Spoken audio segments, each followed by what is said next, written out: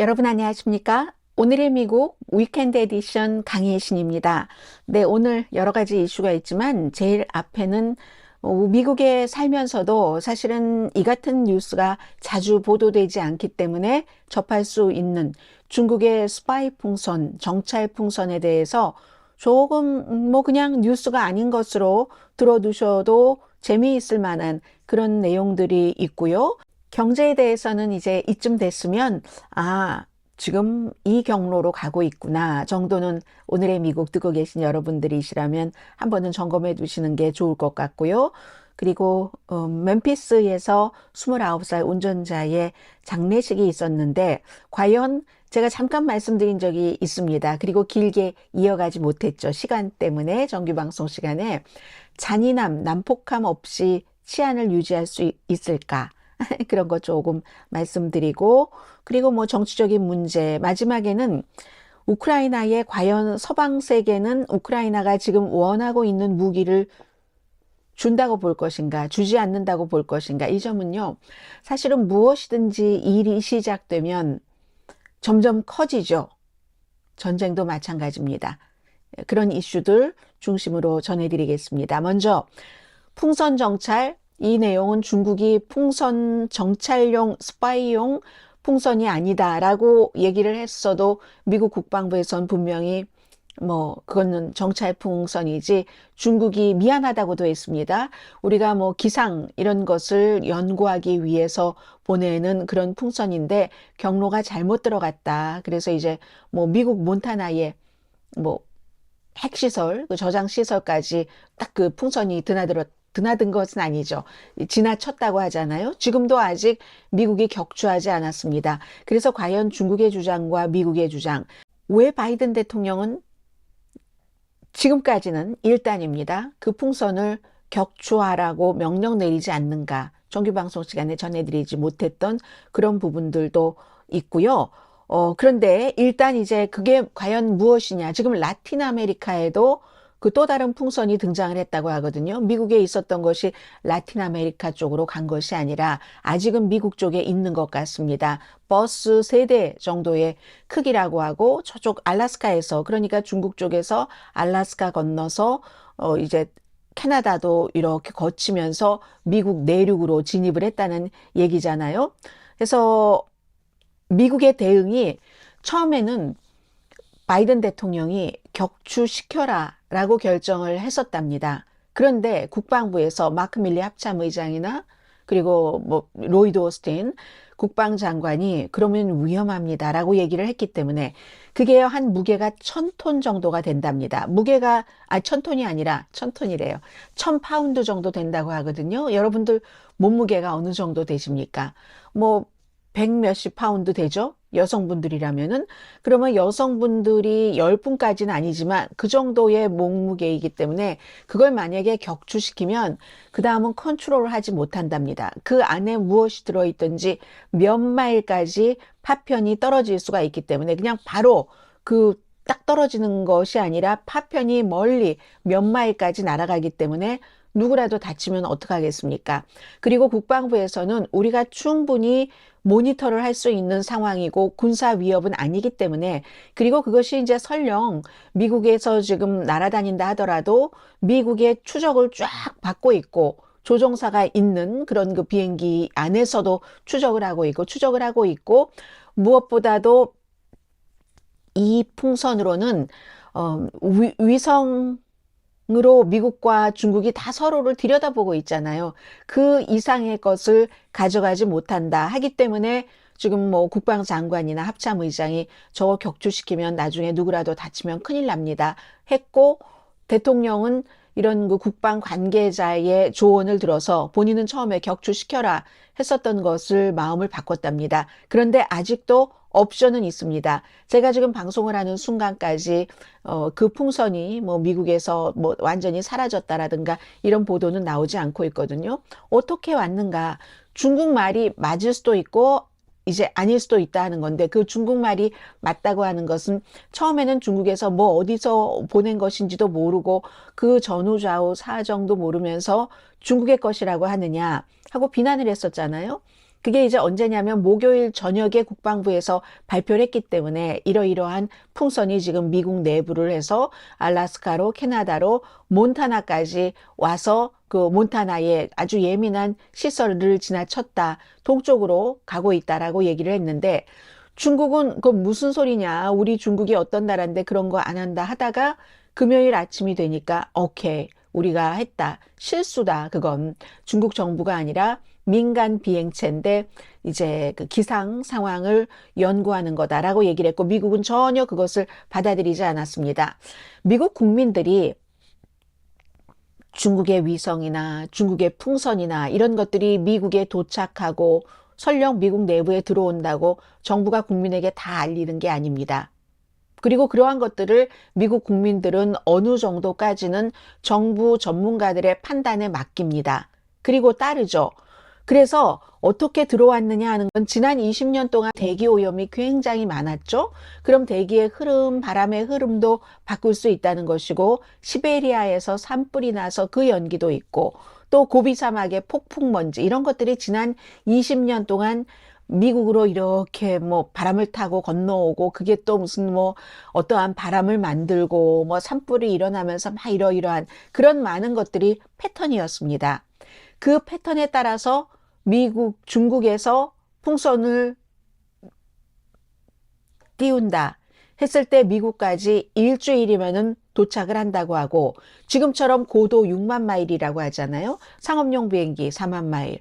그리고 무슨 전투기 6만 5천 마일 하면 6만 마일 정도 고도가 높으면 높을수록 중국 쪽에서 막 바다를 건너서 알래스카로 캐나다로 미국 완전 중부까지 오는데 일주일이면 걸린다는 얘기입니다. 그런데 이것도 중국 정부에서 그 풍선에 밑에 뭐 무엇을 카메라를 달았건 그 안에 무엇이 들어있건 조정할 수 있다는 거죠. 그런 일로 왔고 이 정찰 풍선의 역사는 아주 깁니다. 어제 제가 정규방송 시간에는 2차 대전 때에 일본까지만 말씀드렸지만 그 이전에는 뭐 아주 조잡한 수준 하면 18세기 프랑스에서도 있었다고 하고요.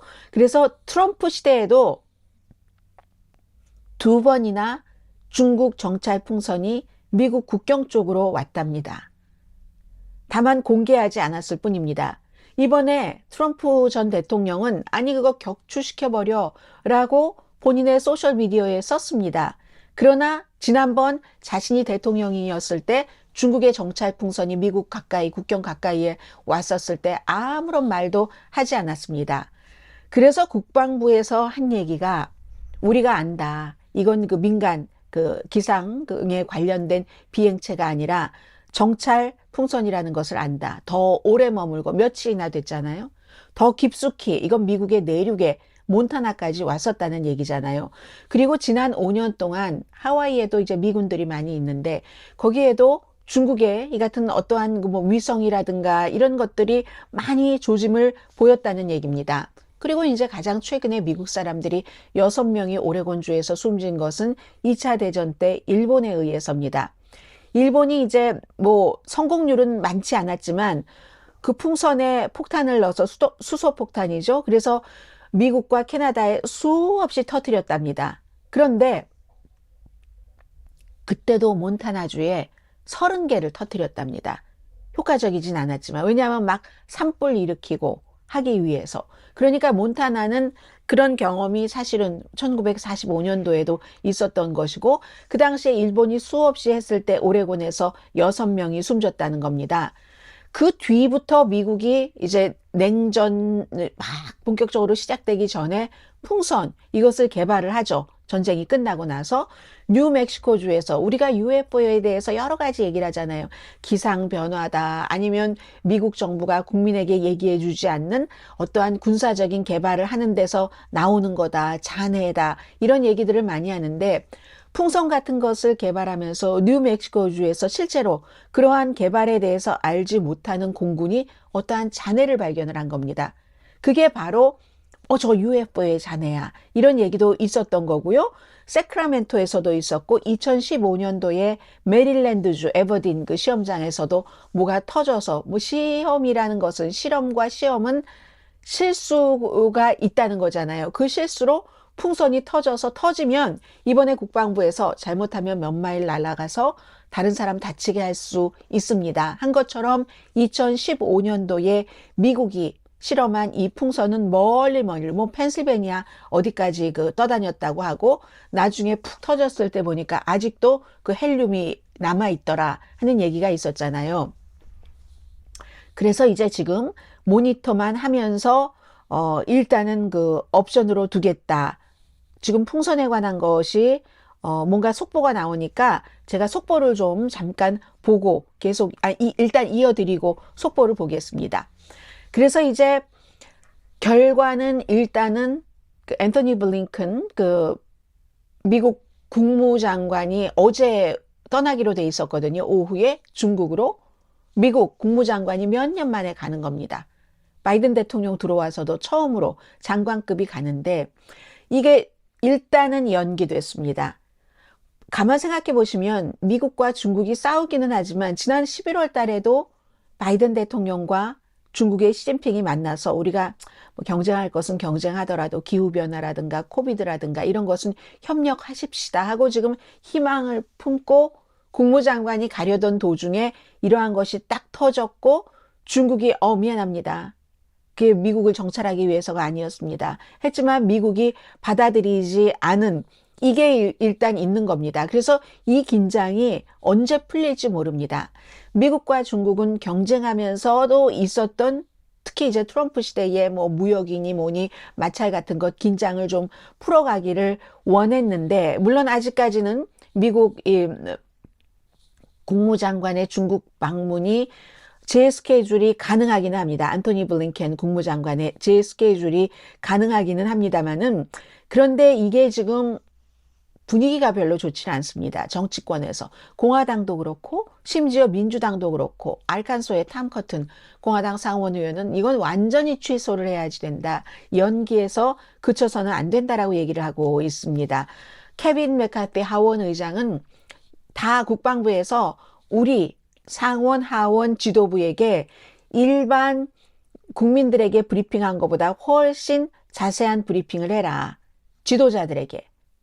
정보위원회에도 브리핑을 해라 라고 얘기를 하고 도널드 트럼프는 풍선을 격추해라 이런 주장을 계속 하고 있습니다.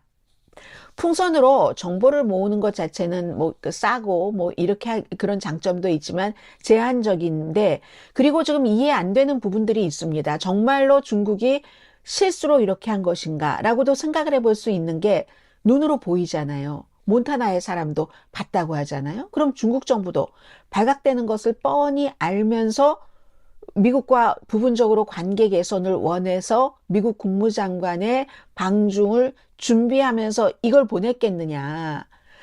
이것도 애매하다는 얘기고 정말 중국말처럼 실수였을까? 이렇게 생각하는 사람도 있고 아니면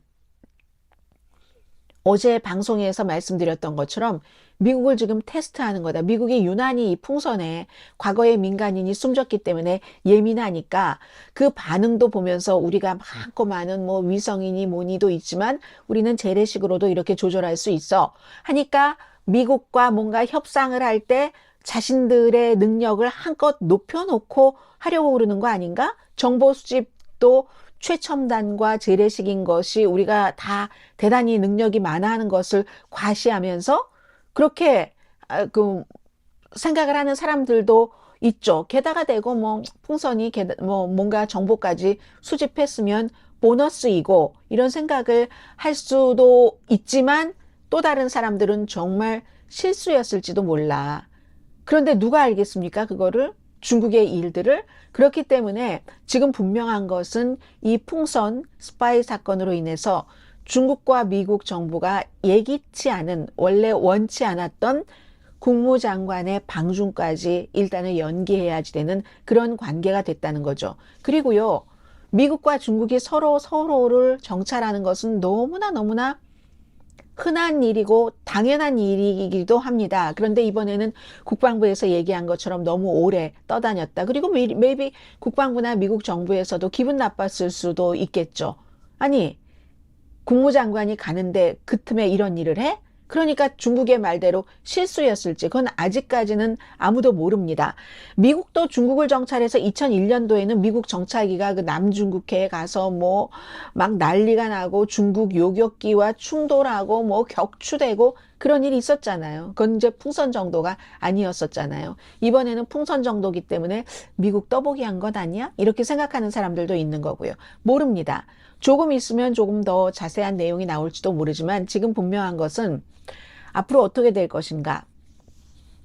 한 일주일, 이주일, 뭐 아니면 빨리 해결될 수도 있고요. 가능하면 빨리 중국에서도 미국에서도 미국 국무장관이 방문하기를 원할 겁니다. 중국에 방문하는 거를 해서 중국은 미국에 뭘 줘야 될 겁니다. 일단 중국이 지금 약점을 잡힌 거잖아요. 회담은 양쪽에서 전부 하고 싶어 합니다. 그런데 분명히 중국이 약점을 잡힌 것은 분명합니다. 물론 중국이 뭐 미국을 난처하게 하려고 그랬을지도 모릅니다. 미국 정부가 발표하지 않다가 트럼프 시대에는 아예 발표를 안 하고 끝나버렸지만 발표하지 않다가 몬타나까지 오고 사람들이 보고 하니까 그제서야 발표해서 좀 난처하게 좀 당해봤으면 좋겠다 하는 생각을 했을지도 모릅니다만 지금은 미국이 이렇게 우린 격추하지 않으면서 일단 장관을 안 보내겠어 하니까 중국이 조금 수그러들어야죠. 뭔가를 줄 겁니다.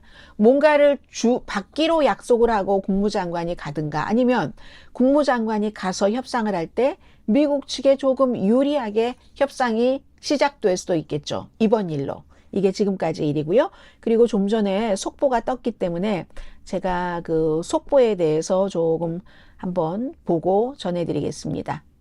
네, 지금 들어오고 있는 속보는 이제 바이든 대통령이 미리 보고를 받아서 1월 28일부터 이 사실을 알았는데 결국은 국민들에게 발표한 것은 2월 3일이었잖아요. 숨기고 싶었다는 얘기입니다. 그 숨기고 싶은 것이 그 미국 국무장관이 중국에 가서 여러 가지 일들을 마무리하도록 하고 싶었기 때문에 그런데 결국은 이게 이렇게 드러나 버리고 나서 공화당에서 엄청나게 비난을 한다. 특히 바이든 대통령이 중국에 너무 약하다 하는 것 그런 비난이 나오고 있다는 것 그리고 트럼프 전 대통령도 그거 격추시켜라 이걸 왜 숨겼어라고 얘기하는데 트럼프 전 대통령은 2번이나 그런 일이 있었던 것을 숨겼다는 것 말씀드립니다.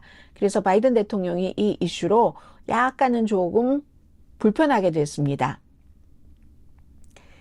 경제를 조금 말씀드리겠습니다.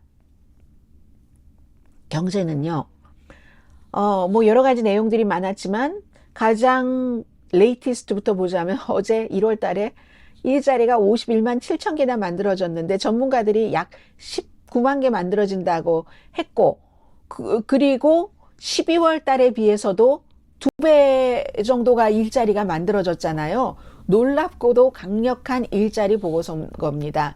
아무도 예상하지 않은 정도. 그러니까 이제 이자율을 빨리 뭐 일자리도 줄어들고 임금 인상도 줄어들어서 뭔가 이렇게 이자율이 내려가기를 바래 하는 사람들은 다 좋아하지 않았고 전반적인 경제가 좋아졌다고 하는 것은 바이든 대통령이 다음 주에 국정연설을 하기 때문에 대통령에게는 좋은 점이죠. 이 중국 풍선은 나쁜 점, 이거는 좋은 점, 항상 그 대통령 주변에는 좋고 나쁜 일들이 동시에 가고 있죠. 이자율은 그 직전에 0.25%포인트를 인상을 해서 기준금리가 4.5%에서 4.75% 사이입니다. 그때도 제롬 파웰 연준 의장은 앞으로도 우리가 목표로 하고 있는 인플레이션 2% 이런 것들 할 때까지 몇 번이고 이자율을 또 인상할 것이다 라고 얘기를 하긴 했습니다. 갈 길이 멀다 했는데도 투자가들은 왠지 조금 낙관적으로 보고 싶어하는 그런 분위기가 있었거든요. 증권 시장이니 뭐니 하면서 그리고 실제로 전문가들도 이건 예전과 달라. 이렇게 돼야지 인플레이션이 낮아지고 이럴 때 높아진다는 예전에 오래된 모델은 다 지금 적용이 되지 않아. 그래서 코비드-19 이후에는 새로운 모델이 적용돼서 미국이 임금 인상이 올라가도 급격한 것이 아니라면 또 실업률도 급격하게 내려가지 않으면서도 물가는 잡을 수가 있어. 어떻게 경제학자들도 설명을 할 수 없지만 코비드-19 이후에 지금 그러한 새로운 패턴이 이어지고 있어 라고 또 어떠한 그 희망을 보면서 미국 경제는 경기 침체 아니다라는 선언은 어제 골드만삭스가 했습니다. 이렇게 일자리가 많이 늘어나고 있기 때문에. 그래도 미국 사람들의 3분의 2는 페이첵 투 페이첵 봉급받아서 그달 겨우 생활하고 이런 일들이 있지만, 그래도 이제 그 모든 개인사의 그 경제로 국가 전반의 경제를 볼 수는 없으니까 큰 그림으로는 아주 위험한 그 어떠한 경기 침체 없이 미국이 뭐 경기 성장을 할 수 있지 않을까. IMF라든가 이런 많은 그 세계적인 기구에서도 미국에 대해서는 무척 그 낙관을 하고 있고, 심지어 그 경기 침체 피할 수 있다 같은 것까지도 나오고 있고, 세계 경제도 전반적으로 미국 경제가 좋아지니까 괜찮다 하는 것들도 나오고 있습니다. 맥도날드 판매 증가되고, 그러니까 미국이 이렇게 보면은 저소득층과 고소득층 그 사이에 뭔가가 너무 많이 큰 겁니다. 페이 투 책 투 페이 투 책으로 살아가는 사람이 숫자상으로는 3분의 2이고, 그 사람 가운데 상당수의 사람들이 맥도날드에 갈 겁니다. 그러니까 맥도날드가 가격을 올려도 매출이 오르고, 매출도 오르고 이윤도 엄청 오른다는 얘기가 되잖아요. 새로운 가게를 지금 만들어낸다고 하는 그런 일들이 되고, 아무튼 그리하여 미국의 경제 자체는 저는 계속 말씀드립니다만 여러분들이 심각하게 생각하고 있는 것보다는 나을 수 있다라는 희망으로, 여러분께서는 소셜 시큐리티 그 체크를 받아서 생활하시는 분들도 많이 계실 테고, 또 월페어를 받아서 생활하시는 분들도 많이 계시지만, 그렇게 고정된 수입으로 생활하시는 분들도 전반적으로 미국 경제가 여러분들의 생활에 영향을 미칩니다. 주변에 누군가는 지금도 경제 활동을 하고 있고, 여러분의 자녀, 조카들도 전부 경제 활동을 하고 있기 때문에 그렇죠. 그래서 경제는 이제 한 주일 전보다도 미국의 경우는 조금 걱정을 덜어도 된다 하는 분위기가 강해졌다. 그 수준입니다. 멤피스, 테네시주에서의 경찰에 의해서 29살 운전자가 그 타이어 니콜스가 숨진 그 내용은 또 전부 7명의 경찰이 지금 벌을 받았는데, 7명의 경관 가운데서 5명은 아예 무슨 뭐 2급 살인 혐의, 뭐 공권력 남용 등등으로 해서 기소가 됐고, 그리고 또 한 명은 정직이 됐고, 그리고 또 한 명, 6번째로 정직이 됐었던 경관입니다. 이 경관은 해고됐습니다. 그러니까 해고 6명, 정직 1명입니다. 그런데 6번째 해고된 경관이 백인이거든요. 그 프레스턴 그 햄필이라고 백인 경관인데 2018년부터 멤피스에서 일을 했었고, 이 사람은 왜 해고가 됐는가? 처음에 정직될 당시까지만 하더라도 여러분 비디오에서 보시면은 자동차에서 딱 끌어내리고 한 사람 있잖아요. 끌어내리고 테이저 총을 쐈습니다. 테이저 총을 쐈는데 그 처음에 5명 기소되고 이때는 이 사람이 포함되지 않았거든요. 왜냐하면 첫 번째 그 자리에서 그랬다. 그리고 테이저송으로 쐈다. 그 뒤에는 이제 그 숨진 운전자가 굉장히 겁을 먹은 거죠. 이러다가 죽을 수도 있다라고 겁을 먹지 않겠어요? 자신은 무장하지 않았고 몸집도 작은데 5명의 무장한 경관들이 마구 험한 욕하면서 때리고 치고 하면서 뭔가를 불가능한 그 명령을 내려서 손을 잡고 있으면서 지들이 손을 잡고 있으면서 손을 들으라고 한다든지, 이미 땅바닥에 있는데 땅바닥으로 뭐 포복하라고 한다든지, 이러니까는 틈을 봐서 도망쳤는데, 이 6번째 경관은 왜 처음에는 그 정직에서 머물렀느냐 하면은 2번째까지는 가지 않았답니다. 첫 번째, 이 트래픽 스탑에서 그런 일이, 교통신호 정지에서 그런 일이 있고 본인이 테이저까지는 쐈지만 그 다음에 막 쫓아가서 심각한 구타가 시작됐잖아요. 갱단이 누구 한 사람을 놓고 돌려치기, 구타를 하듯이. 거기에는 이 경관은 가담하지 않았다는 얘기입니다. 가담하지 않았지만 그 여러 가지를 보면은 이 테이저를 쏜 것이나 뭐나 경찰도 이 특수부서였잖아요. 스콜피온이라는 특수부서에 거기에도 매치되지 않는 행동을 했기 때문에 결국은 정직에서 해직이 됐습니다. 그런데 이 케이스는요, 왜 경관들은 그러나 많은 한국 분들도 저에게 그렇게 얘기를 하십니다. 저희 동료 가운데서도 경관이 말이야 아주 강하게 나가야지 그 치안이 잡히지 아니면 어디 무서워서 살겠어라고 하는데 그게 굉장히 위험한 생각입니다. 경관이 강하게 나가면요, 범죄자가 대상이라 할지라도 그 범죄자들도 점점 더 강하게 나갑니다. 경찰은 더 강하죠. 이거는 총기 문제와 똑같은 도돌이표가 되는 겁니다. 그래서 심지어는 생각을 해보시면 바디 카메라를 달고 있잖아요. 바디 카메라 달고 있고, 물론 그 바디 카메라가 머리에 광부들처럼 머리에 단 것이 아니니까 아주 본격적으로 머리를 때리잖아요. 경관들이 돌아가면서 곤봉으로, 손으로, 발로 머리를 치는데 그 장면까지는 나오지 않았다 할지라도 그 장면은 전봇대에 있는 감시 카메라에 잡힌 거고요. 본인들이 바디 카메라를 달고 있는데도 저 아래로 땅에서 막 치고 받고 하는 이것까지 버젓이 찍히는 걸 알면서도 그렇게 한다는 거잖아요. 이건 너무너무, 그래서 인간성 말살이라는 말이 나오는 겁니다. 그 사람들이 원래부터 그랬던 것이 아니라 하는 일이 그렇게 만드는 거죠. 그리고 어느 법대 교수가 얘기하던데 바디캠이 있으면서도 계속 그렇게 구타한다는 것은 본인들이 법 위에 있다고 무의식 중에 의식 중에 생각을 한다는 겁니다. 무의식 중에는 늘 그래 왔으니까. 그리고도 벌을 받지 않았잖아요. 그 벌을 받지 않는다는 의식은 기소가 거의 안 되거든요. 이렇게 기소되는 경우는 아주 특별한 케이스입니다. 세상에 너무 많이 알려져 버렸기 때문에. 특별한 케이스고, 지금까지는 경관들이 아무리 그렇게 많이 해도 여러분들이 얘기하시는 그렇게 해서 잡아야지 말이야. 근데 딱 목표에서 정확한 장소에서 그렇게 정확한 악질적인 범죄를 저지르는 범죄자들, 용의자들만 잡는 게 아니라 이렇게 아무 죄 없는 사람이 숨지잖아요.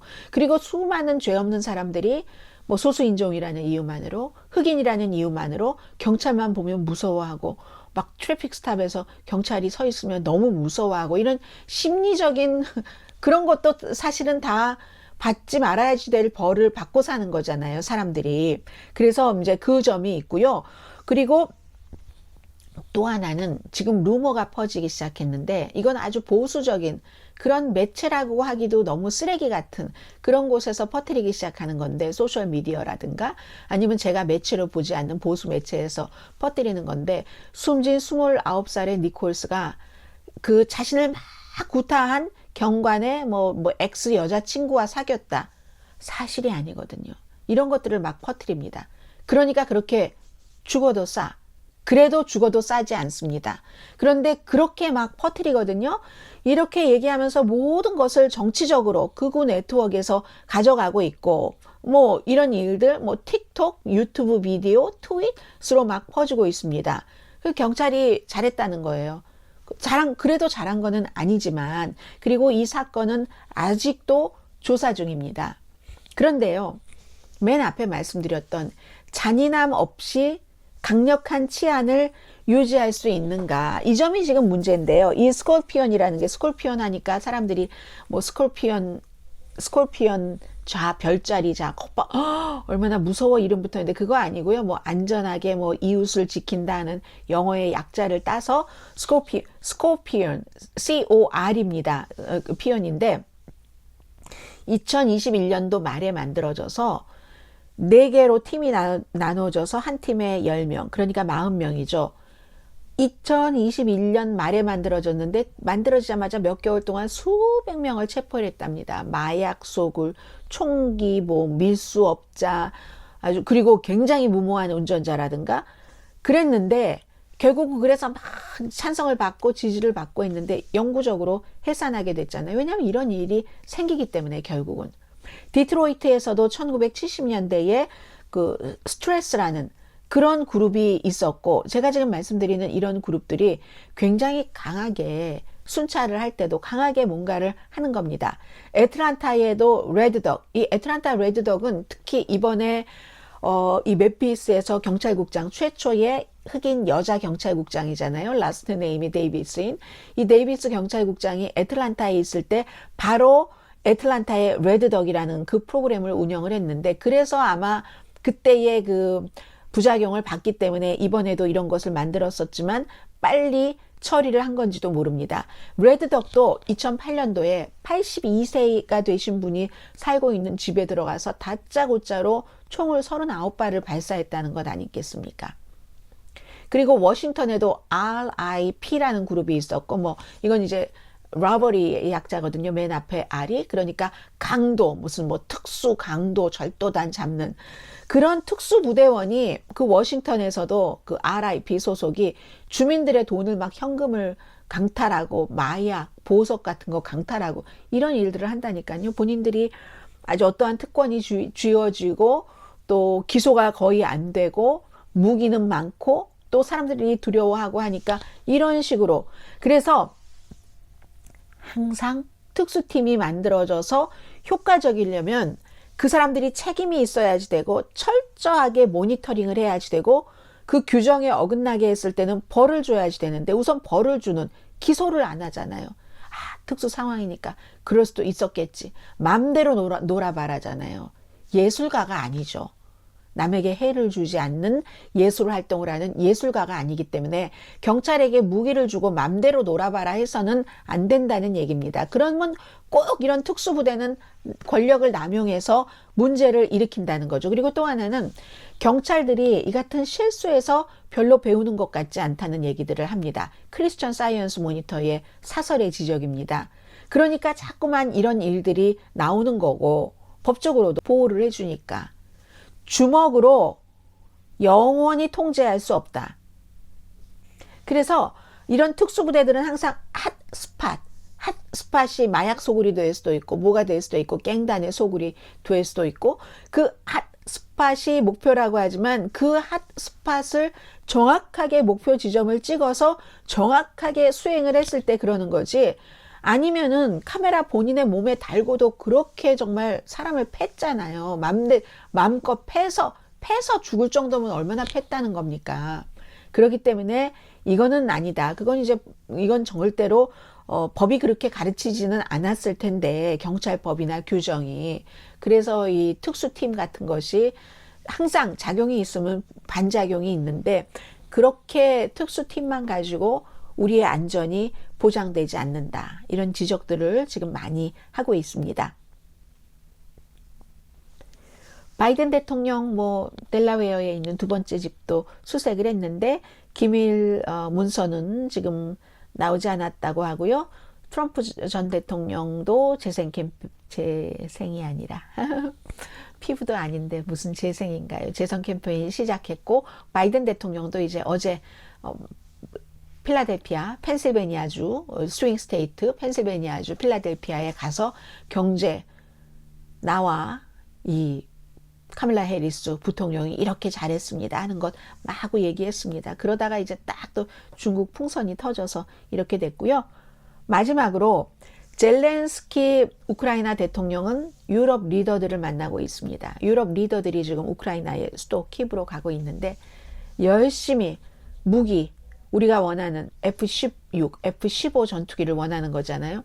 미국에서 바이든 대통령이 1월 20일에 안 준다고 했고 탱크까지는 갔지만 그래서 제가 안 준다고 했을 때부터 궁금한 겁니다. 영원히 안 줄까? 헤비 탱크도 언제 준다고 했어? 아니었었잖아. 해서 저는 주지 않을까라는 여러 가지 뉴스를 지금까지 쭉 점검해 본 결과 그런 느낌은 드는데 모르죠. 저의 그 느낌이 맞는지 틀리는지는 모르겠습니다만은 우크라이나가 러시아와 지금 거의 1년을 싸워오면서 몇 명의 조종사가 숨졌는지 몇 대의 전투기가 잃어버려졌는지 알 수 없지만 굉장한 손실이 있었을 겁니다. 서구는 왜 주기 꺼려하냐? 두 가지 이유인데 첫 번째 이유는 뻔한 거예요. 늘 1년 내내 얘기해오다가 결국은 다 주고만. 이렇게 되면 러시아를 자극해서 또 핵 들고 나온다. 클렘린이 보복한다. 이거고요. 두 번째는 F-16은 복잡한 시스템이다. 이것도 미국이 그 헤비탱크 주기 전에 했었던 얘기잖아요. 결국은 줬지만 복잡한 시스템이라서 조종사가 그런데 적어도 3개월을 훈련을 받아야지 된답니다. 그리고 F-16이 딱 이륙하고 착륙하고 하려면은 그 길이가 있어야지 될 테고 보폭이 있어야지 될 테고 할 텐데 우크라이나에 지금 그 같은 기간 산업이 없다는 거죠. 그게 이제 두 번째의 문제인데 러너웨이가 없다는 겁니다. 러너웨이가. 업그레이드 해야지 된다는 겁니다. 그럼 러너웨이를 업그레이드를 하면은 그게 러너웨이 업그레이드 하면 금방 드론 공격으로 등등 타격을 받을 수가 있잖아요. 이 얘기들을 하고 있습니다. 그래서 첫 번째는 늘 들어오던 얘기니까 하지 않을 테고, 그리고 이제 두 번째는 심각하긴 하지만 불가능하지는 않는다는 지적을 이코노미스트는 합니다. 조종사요? 뭐 지금 F-16, 15 가려면은 있는 거를 그냥 무조건 다 보낼 수 없으니까 시간이 필요하잖아요. 그 시간 동안 조종사 훈련부터 시킨다는 겁니다. 뭐 독일에 가서 시키던 또 미국에 지난번처럼 오클라호마에서도 시켰잖아요. 그렇게 시키면은 되고 훈련은 러너웨이는 러시아가 타격을 해서 부숴버릴 수 있으니까 그러니까 러너웨이를 그 활주로 같은 것을 새로 만들지 않고 이미 있는 어떤 분산돼서 여기저기 조금씩 있는 비행장을 이용을 하면 된다. 그러면 러시아가 어디서 그게 전투기가 뜰지 모르니까 참 공격하기도 힘들고 물론 여기에는 위험이 있죠.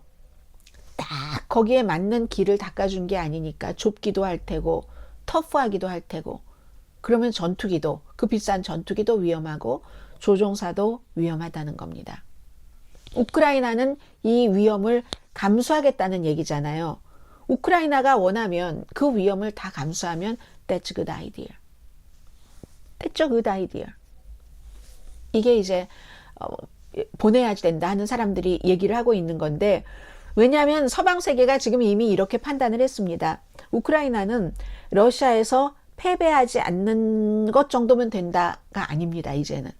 많은 것들을 우크라이나와 서방과의 관계, 러시아와 서방과의 관계가 1년 동안 어떻게 만들어놨냐면 러시아는 반드시 must 패배당해야지만 된다. 우크라이나와 서방 세계에 의해서. 그래야 한동안 딴 생각을 못한다. 그렇게 믿게 됐다는 거예요. 그게 우크라이나에만 좋은 게 아니라 우크라이나를 지원하는 우리나라에도 좋다라고 하니까 네덜란드가 F-16 보낸다고 하는 게 괜히 보낸다고 하는 게 아닙니다.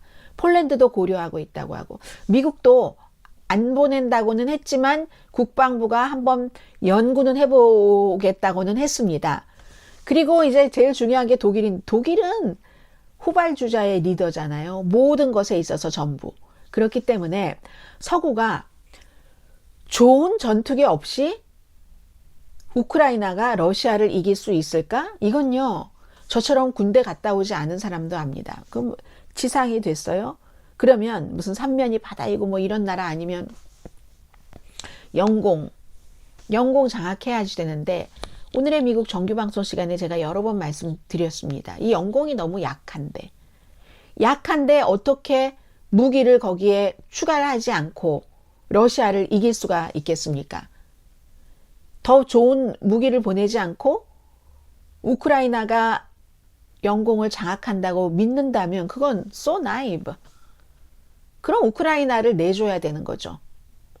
그렇기 때문에 결국은 F-16이 되었건 F-15가 되었건 전투기도 보낼 것이다의 한 표 겁니다. 전. 참 이렇게 말씀드릴 때마다 항상 러시아의 군인들이나 러시아 분들께 미안하다 하는 생각도 갖고 있습니다. 그런데 이제 항상 모든 일에는 뉴스하는 사람은 대의가 있고 개인적인 감정이 있기 때문에 어떤 때는 대의와 개인적인 그런 것들이 같이 갈 때도 있고 이런 케이스는 참 러시아의 그 푸틴이 아닌 또 푸틴의 기생에서 잘 먹고 잘 사는 사람들을 제외하고는 좀 러시아에게 미안하긴 합니다. 늘 우크라이나를 지원하게 되기 때문에요. 자, 여기까지 마치고요. 뭐였죠? 오늘의 미국에서 만든 위켄드 에디션 마치고 몇 시간 뒤에 한국 밖에서 본 한국 시간에 다시 뵙겠습니다. 강혜신이었습니다.